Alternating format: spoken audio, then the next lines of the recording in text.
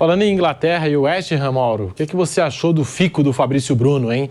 Tinha essa possibilidade de jogar na Premier League, a oferta salarial não agradou muito, apesar da oferta do West Ham diretamente para o Flamengo, uma bolada, mas a oferta salarial não seduziu tanto assim. O Fabrício Bruno está estabilizado no Rio, tudo mais, líder nesse elenco do Flamengo, né? Tem a liderança aí no vestiário e decidiu ficar, Mauro César. Eu acho que assim, Pedro, escolhas profissionais, né? Cada um tem a sua, né? Quem sou eu para dizer o que o Fabrício deve ou não fazer? Agora, se eu fosse jogador de futebol, pudesse jogar na Premier League, eu não ficaria nunca no Flamengo. Eu ia embora correndo, 28 anos, porque é uma possibilidade de você jogar num campeonato que o mundo todo vê. E de um West Ham, que é um time médio, né? Você pode saltar para um time maior se você tiver um bom desempenho. E o Fabrício é um jogador rápido, físico, acho que tinha boa chance de se dar bem no futebol inglês. Mas é uma opção do rapaz, ele tem todo direito. Me impressiona como o Flamengo está pagando bem, né? Porque para ser um salário da Premier League que não é muito diferente do que ele ganha no Brasil, olha, o Flamengo está pagando bem seus jogadores. Que coisa impressionante.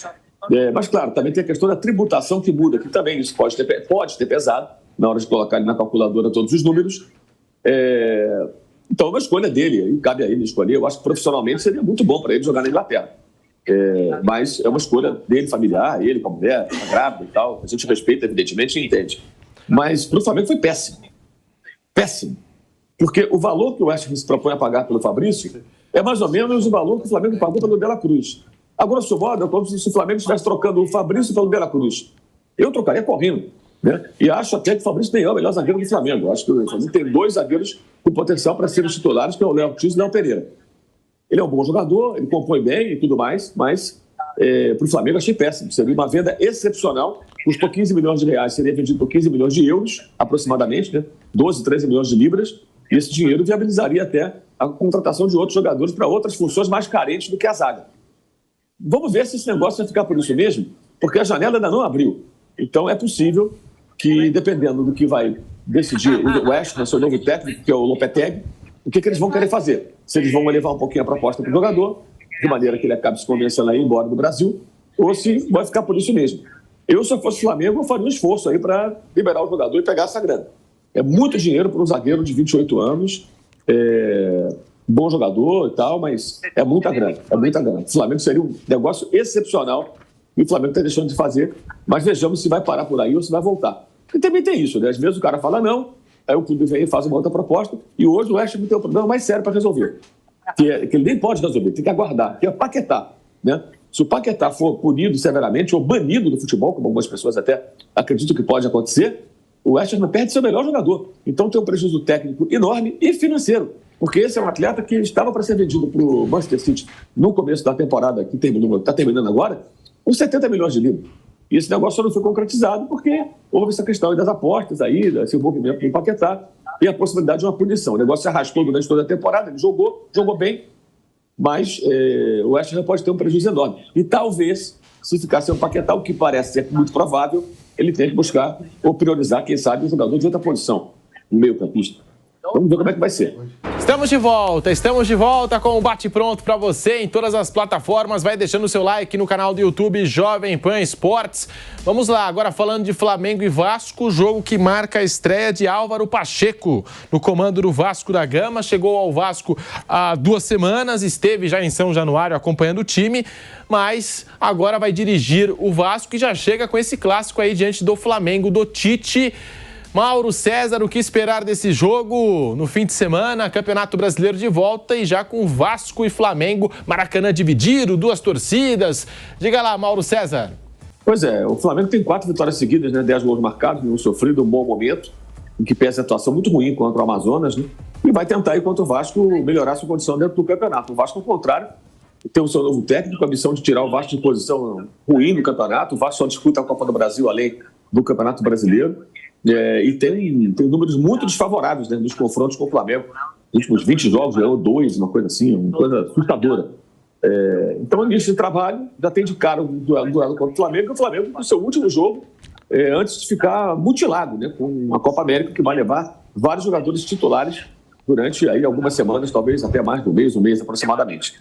Então tem esse outro aspecto, né? A última vez que o Tite, provavelmente, o Flamengo ainda tenta contar com os jogadores uruguaios contra o Grêmio no jogo seguinte, mas é muito pouco provável que consiga. Então esse deverá ser o último jogo durante um bom tempo em que o Tite poderá contar com Pulga, Arrascaeta, De La Cruz, Varela, enfim, Vinha, né, os jogadores uruguaios, chilenos, que vão todos para as suas seleções e vão ficar um bom tempo fora. Não perde praticamente todo o seu meio campo, né? Só não é isso hoje porque o Alan vem jogando, o Pulga estava machucado, voltando só agora, na última partida a ser relacionado. Então, o Alan continua no time. Ele vai ter que improvisar a partir do jogo seguinte, aí, remendar o time e ficar assim por um bom tempo. E o Vasco tentando se reconstruir, né? Uma expectativa muito grande com o seu novo treinador, que chegou muito animado, empolgado com essa possibilidade, mas vai ter muito trabalho para frente. O Vasco vem muito mal nessa temporada, desde o Campeonato Carioca. O Flamengo que vai sofrer aí com os desfalques na Copa América. Bruno Prado, a gente analisando aí Vasco e Flamengo e também acompanhando as convocações das seleções aí para os amistosos preparatórios, para a Copa América, porque tem seleção que está fazendo isso, né?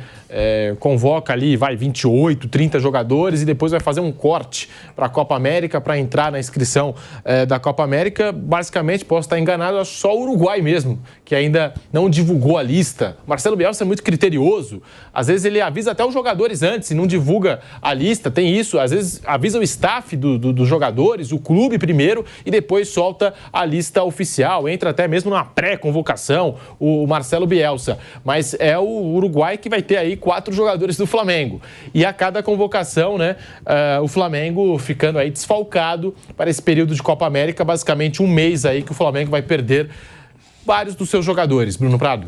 O Flamengo vai ser um dos times mais prejudicados com isso. O Uruguai, nesse período que o Marcelo Bielsa está de treinador, ele não tem divulgado as convocações, né? Os jogadores vão se apresentando e aí descobrem quem foi convocado. Mas o Flamengo deve ter os 4 uruguaios, né? O que tudo indica, tem o Eric Pulgar. Então o Flamengo terá dificuldades nesse período de Copa América.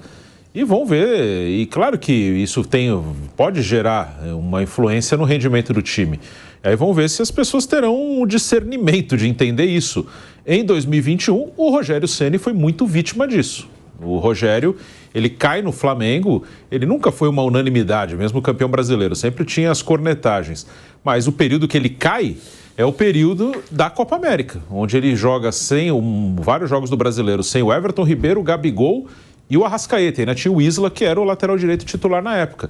E aí, nesse período, o Flamengo teve algumas derrotas no Brasileiro e ele cai ali, né? Então, espero que as pessoas tenham discernimento, mas eu espero já sabendo que não terão. Se o time perder, vai ter um monte de cornetagem, escândalo. Eu falo, mas já sei que não será assim. O Flamengo com o Vasco da Gama, jogo que promete nesse fim de semana, hein? Vampeta, rapidinho. Para a gente poder encerrar o bate-pronto, a sua expectativa para esse jogo do Flamengo? 4 vitórias seguidas em um Flamengo do Tite. Vai ter esses jogos aí, Pedro, e aí, né, a gente falou aqui, né? O Flamengo pode perder, já o Pulgar foi convocado, e mais os 4 uruguaios, né? Não saiu ainda, todas as seleções na América do Sul já falou, o Vasco também deve ter alguns jogadores convocados. É clássico, né? O Vasco ali tentando se recuperar, treinador novo, mas o Flamengo tem um trabalho mais sólido do que o Tite. Muito obrigado, Vampeta, Vanderlei Nogueira, Bruno Prado, agradecer ao Mauro César pela participação lá de Wembley. Tá feito convite, porque neste sábado você confere a final da Liga dos Campeões da Europa, Borussia Dortmund e Real Madrid, só aqui no microfone da Jovem Pan, exclusivo para o Rádio Brasileiro. Muito obrigado a todos e até amanhã na cobertura da Liga dos Campeões. Tamo junto.